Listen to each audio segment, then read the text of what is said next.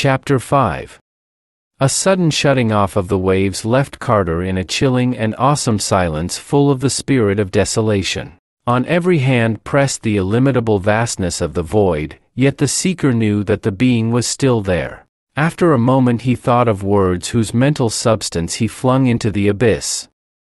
I accept. I will not retreat. The waves surged forth again, and Carter knew that the being had heard. And now there poured from that limitless mind a flood of knowledge and explanation which opened new vistas to the seeker, and prepared him for such a grasp of the cosmos as he had never hoped to possess. He was told how childish and limited is the notion of a tridimensional world, and what an infinity of directions there are besides the known directions of up-down, forward-backward, right-left. He was shown the smallness and tinsel emptiness of the little gods of earth, with their petty, human interests and connections, their hatreds, rages, loves, and vanities, their craving for praise and sacrifice, and their demands for faith contrary to reason and nature.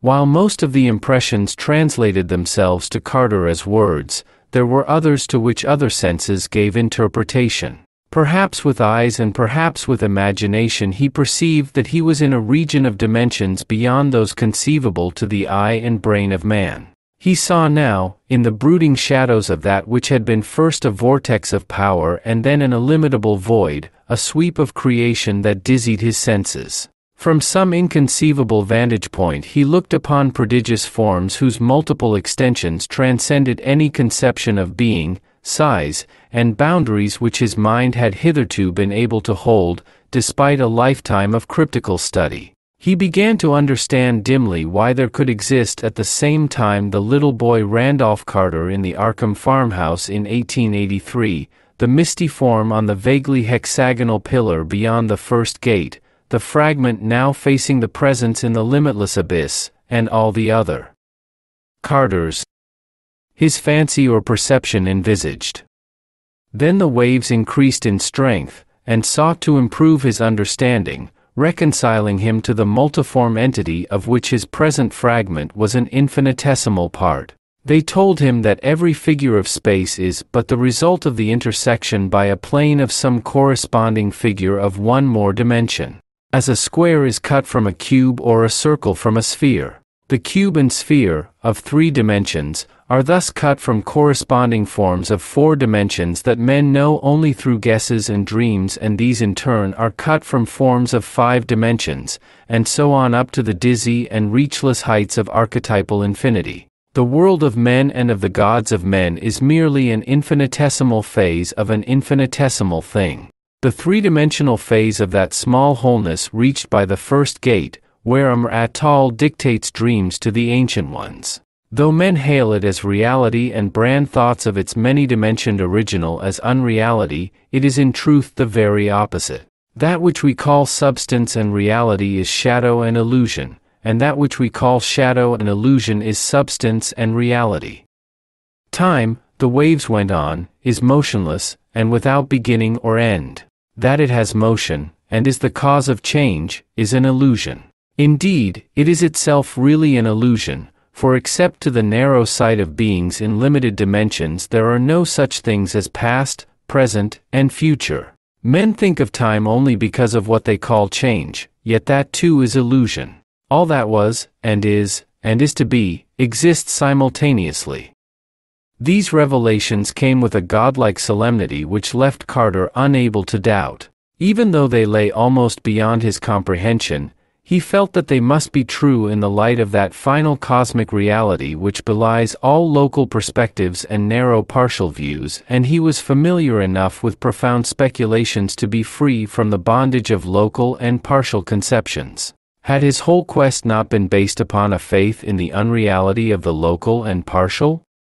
After an impressive pause the waves continued, saying that what the denizens of few-dimensioned zones call change is merely a function of their consciousness, which views the external world from various cosmic angles. As the shapes produced by the cutting of a cone seem to vary with the angles of cutting, being circle, ellipse, parabola, or hyperbola according to that angle, yet without any change in the cone itself. So do the local aspects of an unchanged and endless reality seem to change with the cosmic angle of regarding. To this variety of angles of consciousness the feeble beings of the inner worlds are slaves, since with rare exceptions they cannot learn to control them. Only a few students of forbidden things have gained inklings of this control, and have thereby conquered time and change. But the entities outside the gates command all angles, and view the myriad parts of the cosmos in terms of fragmentary, change-involving perspective,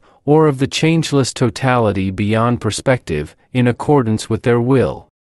As the waves paused again, Carter began to comprehend, vaguely and terrifiedly, the ultimate background of that riddle of lost individuality which had at first so horrified him. His intuition pieced together the fragments of revelation, and brought him closer and closer to a grasp of the secret. He understood that much of the frightful revelation would have come upon him, splitting up his ego amongst myriads of earthly counterparts.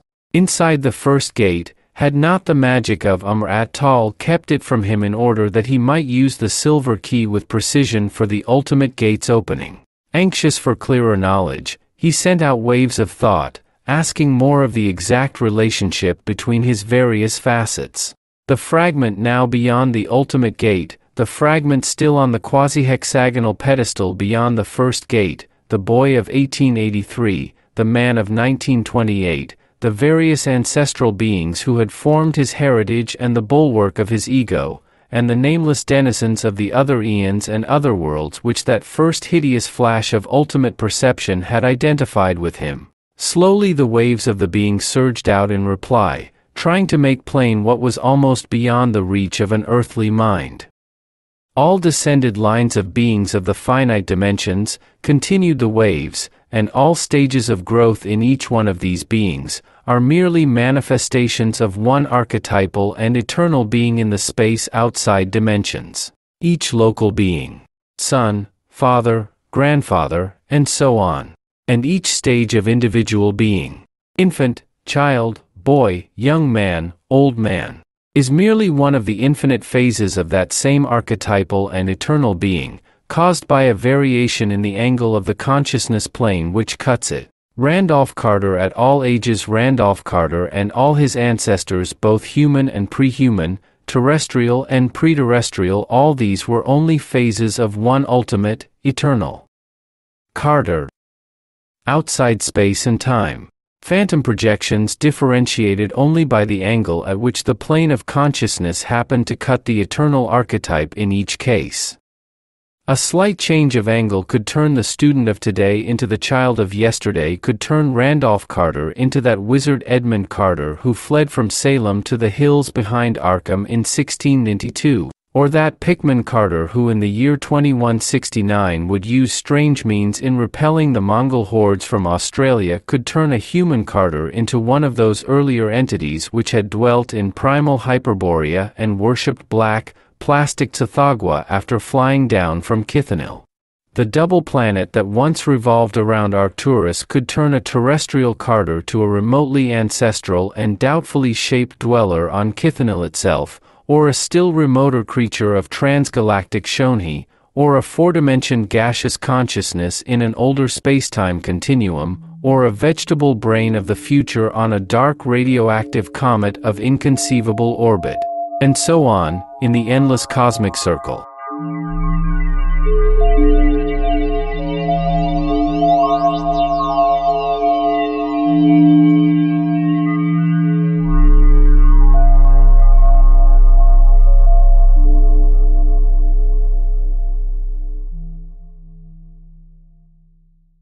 The archetypes, throb the waves, are the people of the ultimate abyss. Formless, ineffable, and guessed at only by rare dreamers on the low-dimensioned worlds. Chief among such was this informing being itself, which indeed was Carter's own archetype. The glutless zeal of Carter and all his forebears for forbidden cosmic secrets was a natural result of derivation from the supreme archetype. On every world all great wizards, all great thinkers, all great artists, are facets of it. Almost stunned with awe, and with a kind of terrifying delight, Randolph Carter's consciousness did homage to that transcendent entity from which it was derived. As the waves paused again, he pondered in the mighty silence, thinking of strange tributes, stranger questions, and still stranger requests. Curious concepts flowed conflictingly through a brain dazed with unaccustomed vistas and unforeseen disclosures. It occurred to him that, if those disclosures were literally true, he might bodily visit all those infinitely distant ages and parts of the universe which he had hitherto known only in dreams, could he but command the magic to change the angle of his consciousness plane. And did not the silver key supply that magic? Had it not first changed him from a man in 1928 to a boy in 1883, and then to something quite outside time? Oddly, despite his present apparent absence of body, he knew that the key was still with him. While the silence still lasted, Randolph Carter radiated forth the thoughts and questions which assailed him. He knew that in this ultimate abyss he was equidistant from every facet of his archetype. Human or non-human, earthly or extra-earthly, galactic or transgalactic, and his curiosity regarding the other phases of his being, especially those phases which were farthest from an earthly 1928 in time and space, or which had most persistently haunted his dreams throughout life, was at fever heat. He felt that his archetypal entity could at will send him bodily to any of these phases of bygone and distant life by changing his consciousness plane, and despite the marvels he had undergone, he burned for the further marvel of walking in the flesh through those grotesque and incredible scenes which visions of the night had fragmentarily brought him. Without definite intention, he was asking the presence for access to a dim, fantastic world whose 5 multicolored suns, alien constellations, dizzy black crags, clawed, taper-snout denizens, bizarre metal towers, unexplained tunnels, and cryptical floating cylinders had intruded again and again upon his slumbers. That world, he felt vaguely, was in all the conceivable cosmos the one most freely in touch with others, and he longed to explore the vistas whose beginnings he had glimpsed, and to embark through space to those still remoter worlds with which the clawed, snout denizens trafficked. There was no time for fear. As at all crises of his strange life, sheer cosmic curiosity triumphed over everything else. When the waves resumed their awesome pulsing, Carter knew that his terrible request was granted. The being was telling him of the night gulfs through which he would have to pass, of the unknown quintuple star in an unsuspected galaxy around which the alien world revolved, and of the burrowing inner horrors against which the clawed, snout race of that world perpetually fought. It told him, too, of how the angle of his personal consciousness plane, and the angle of his consciousness plane regarding the space-time elements of the sought-for world, would have to be tilted simultaneously in order to restore to that world the Carter facet which had dwelt there. The presence warned him to be sure of his symbols if he wished ever to return from the remote and alien world he had chosen, and he radiated back an impatient affirmation, confident that the silver key, which he felt was with him and which he knew had tilted both world and personal planes in throwing him back to 1883, contained those symbols which were meant. And now the being, grasping his impatience, signified its readiness to accomplish the monstrous precipitation. The waves abruptly ceased, and there supervened a momentary stillness tense with nameless and dreadful expectancy. Then, without warning, came a whirring and drumming that swelled to a terrific thundering. Once again Carter felt himself the focal point of an intense concentration of energy which smote and hammered and seared unbearably in the now familiar alien rhythm of outer space, and which he could not classify as either the blasting heat of a blazing star or the all-petrifying cold of the ultimate abyss. Bands and rays of color utterly foreign to any spectrum of our universe played and wove and interlaced before him, and he was conscious of a frightful velocity of motion. He caught one fleeting glimpse of a figure sitting alone upon a cloudy throne more hexagonal than otherwise.